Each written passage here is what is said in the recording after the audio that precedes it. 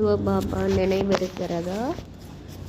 இப்போது நீங்கள் சாந்திதாமம் சுகதாமத்திற்கு செல்வதற்காக ஈஸ்வரிய தாமத்தில் அமர்ந்திருக்கிறீர்கள். இது சத்தியமான சங்கமாகும். இங்கே நீங்கள் புருஷோத்தமர்களாக ஆகிக் கொண்டிருக்கிறீர்கள்.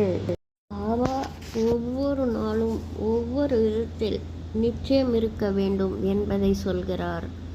நமக்கு நிச்சயம் இருக்கணும் அப்படின்றதுனால சொல்கிறாரு.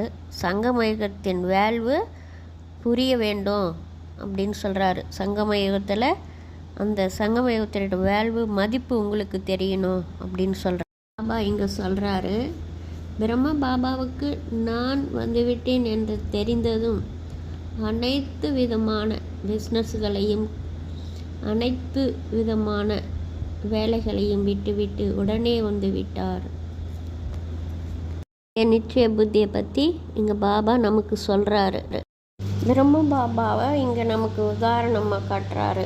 பிரம்ம பாபாவுக்கு சிவபாபா வந்து விட்டார் என்று தெரிந்தவுடன் அனைத்து பிஸ்னஸையும் அனைத்து வேலைகளையும் விட்டுவிட்டு பாபா வந்து விட்டார். சிவபாபாவிடம் பிரம்ம பாபா வந்துட்டாரு அப்படின்றத சொல்கிறாரு. செய்பவர் செய்விப்பவர் பாபா தான்றதையும் அவர் புரிஞ்சுக்கிட்டாரு. எல்லா விதத்துலேயும் பாபா தான் செய்கிறாரு. சங்கமயுகத்தில் நடப்பது எல்லாமே குப்தமாக உள்ளது. அதனால் வேல்வு தெரியவில்லை.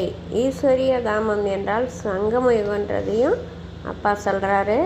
சற்சங்க என்பது சவகாசம்னு சொல்கிறாரு. இந்த சவகாசம் இந்த சங்கமயுகத்தில் நல்லவங்க கூட மட்டும்தான் இருக்கணும். தேக அபிமானம் உள்ளவர்களிடம் சவகாசம் இருக்கக்கூடாது. தேகி அபிமானம் உள்ளவர்களிடம் சவகாசம் வைத்து கொள்ளணுன்றத இந்த சவகாசத்தை பற்றியும் பாபா சொல்கிறாரு.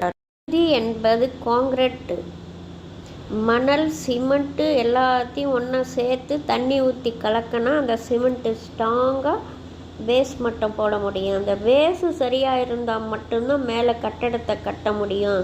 அது மாதிரி தான் சுருதி சரியாக இருந்தால் சொரூபத்தில் வருவீங்க. சொரூபம் வந்தால் தான் உங்களோட மனசில் எல்லாமே பதியுன்றத, அந்த திட நம்பிக்கை வருன்றத, அதனுடைய மகிமையை உங்களுக்கு தெரியும், மதிப்பு புரியுன்றத பாபா நமக்கு இங்கே சூட்சமமாக சொல்கிறாரு.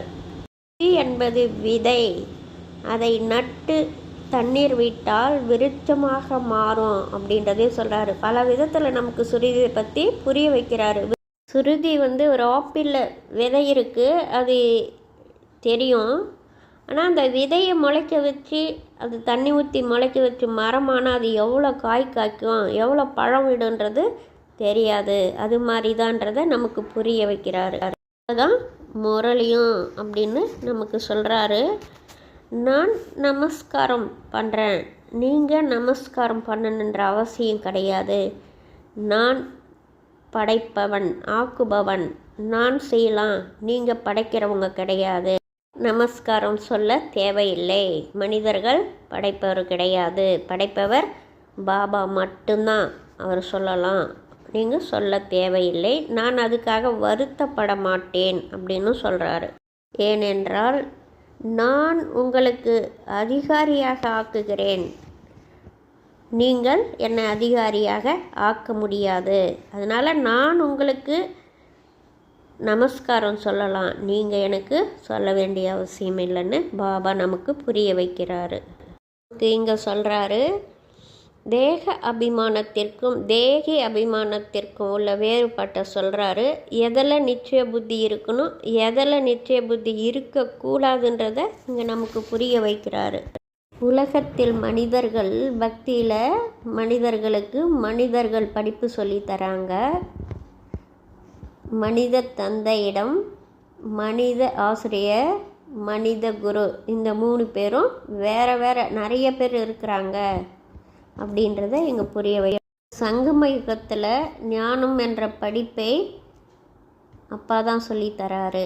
இப்போது ஆன்மீக தந்தை, ஆன்மீக ஆசிரியர், ஆன்மீக சத்குரு, இவங்க 3 பேரும் ஒன்று தான். ஆனால் அந்த இதில் அப்படி கிடையாது. அதில் தனித்தனியாக நிறைய பேர் இருக்கிறாங்க.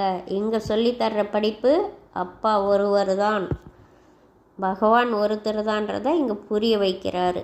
நீங்கள் தேகி அபிமானியானால் தேகி அபிமானியை அறிவீர்கள்னு பாபா சொல்கிறாரு. தேக அபிமானம் இருந்தால் பாபாவின் மதிப்பு தெரியாது. தேக அபிமானம் இருந்தால் வெற்றி வஸ்து வைபவத்தில் மாட்டி சிக்கிக் கொள்வீர்கள்னு பாபா சொல்கிறாரு. அது இருக்கக்கூடாது. தேகி அபிமானி ஆகுங்கள் அப்படின்னு பாபா சொல்கிறாரு. மார்க்கத்தில் சாஸ்திரங்களில் கூட படைப்பவர் மற்றும் படைப்பை யாருக்கும் தெரிந்திருக்கவில்லை அப்படின்னு பாபா சொல்கிறாரு. பகவத் என்ற இரண்டும் பகவான் கொடுத்தது, அது கூட யாருக்குமே தெரியாது அப்படின்னு சொல்ல. பகவானையும் மாற்றி விட்டீங்க, பகவத்கீதையும் மாற்றிட்டீங்க அப்படின்றத இதை சொல்கிறேன். நான் தாய் தந்தையாக இருந்தேன், அதையும் மாற்றிட்டீங்க. கிருஷ்ணர் பேரை போட்டுட்டீங்க, துவாபரயுகத்துக்கு கொண்டு போயிட்டீங்க. சத்தியுகத்தில் இருக்கிற கிருஷ்ணரை துவாபரயுகத்தில் கொண்டு போய் போட்டுட்டீங்க. அதனால் எல்லா மகிமையும் மாறிடுச்சு. அபிமானத்தினால அப்படி செஞ்சுட்டுங்க. தேகி அபிமானியான அப்படி ஆகாது அப்படின்றத பாபா புரிய வைக்கிறாரு. தேகி அபிமானியானால் இந்த வேல்வு உங்களுக்கு புரியும் என்று சொல்கிறார். சாவி உங்கள் கையில் அப்பா கொடுத்துட்டாரு. முரளின்ற சாவி உங்களிடம் கொடுத்துருக்கிறாரு. அதில் உள்ள புதிய பாயிண்ட்டுகளை தேடி கண்டுபிடிச்சி அதை கடைஞ்சி அதில் வெண்ணெய் எடுக்க நீங்கள் தான் செய்யணும். அதுதான் தேக அபிமானத்திலிருந்து தேகி அபிமானி ஆக முடியும். முரளி எந்த அளவுக்கு கடையிறீங்களோ, அதில் பாயிண்ட் எடுக்கிறீங்களோ அந்த அளவுக்கு பாபாவையும் புரிஞ்சுக்குங்க, அதனுடைய வேல்வையும் புரிஞ்சுப்பீங்க, சங்கமயத்தையும் புரிஞ்சுப்பீங்க. முரளியில் உள்ள பாயிண்ட்டும் உங்களுக்கு புரியும். அதை தான் நமக்கு அப்பா இப்போ சொல்கிறாரு. ஓம் சாந்தி. தேங்க்யூ பாபா.